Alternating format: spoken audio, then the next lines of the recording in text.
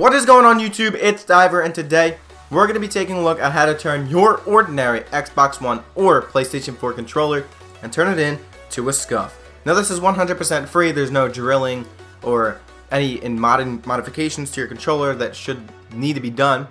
Now the only thing you need to do is keep in mind that you will not get 100% of the scuff effects, such as the added grip, the modified concave and convex of the thumbsticks, and the paddles in the back. But you will get a very similar effect.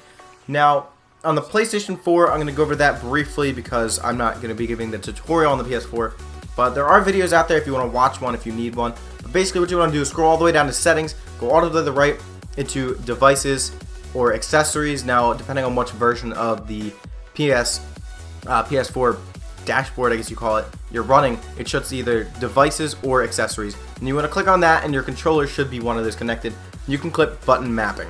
And what I want to do today is show the Xbox One way, and this is a bit easier when you have visuals. So what you want to do is scroll to the left and you'll find yourself at this menu. Go all the way down to the gear cog and select all settings.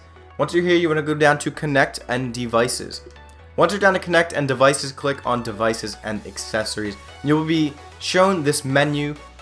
Now if this menu is popping up, then you have too many things connected to your Xbox One. But what you should have is maybe one or two things. Click on your wireless controller that you plan on using and plan on switching the button layout on. Now it's going to show you with this menu. And I think it's really cool that Microsoft did this. You can see a lot of stuff that you never knew before about your controller. But what you want to do is scroll all the way down to button mapping. And once you're at button mapping, you will be shown this menu. Now you have a couple different options. I don't know why it shows two different controllers when I only have one controller. And they're both mapped the same, which is kind of weird. But what you want to do basically is click on the controller you plan on configuring the button layout of. And once you do that, you will see the ability to quickly swap the sticks, invert the Y-axis on both of the thumbsticks, and swap the triggers. But what you want to do is click on button mapping. And what this screen is, if you mess with this and you have no way to get it back, you can click to restore defaults if you don't know what you did. But to understand it better, the controller button tab, what that is basically showing the button you want to change. So for example, if I wanted to change my A button to my B button, all I would need to do is click controller button A, map to controller button B. Now mapping to is basically the same as saying changing to.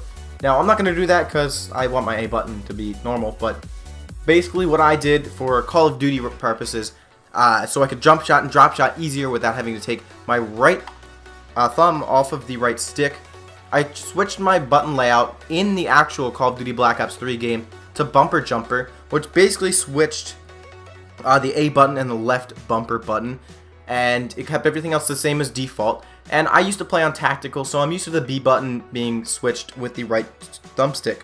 So I basically did that. I remapped my B button to the right thumbstick so I could drop shot easier, as well as not have to take my finger off of the right stick to jump.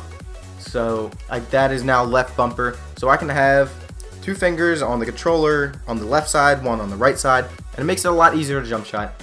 And if you're having trouble getting used to this, make sure you go into a private match first and play around with this, because if you go into a public match and expect to do really well, then I don't think you're gonna succeed very much. And it might be uncomfortable at first, the way you hold your controller. Your fingers might get a little weirded out. Now I have it as my middle finger on the left trigger and my pointer finger, index finger on the left bumper. And it does change your aiming a little bit because you need to get used to aiming with a weird hand layout, I guess you could call it. But it'll help you tremendously in the long run with a bunch of gunfights. So hope this video really helped. Hope you enjoyed the video. Remember to give the video a big thumbs up. Remember to go check out the channel. If you like the content, please click that subscribe button. I really appreciate it. But above all else, have a nice day. Peace!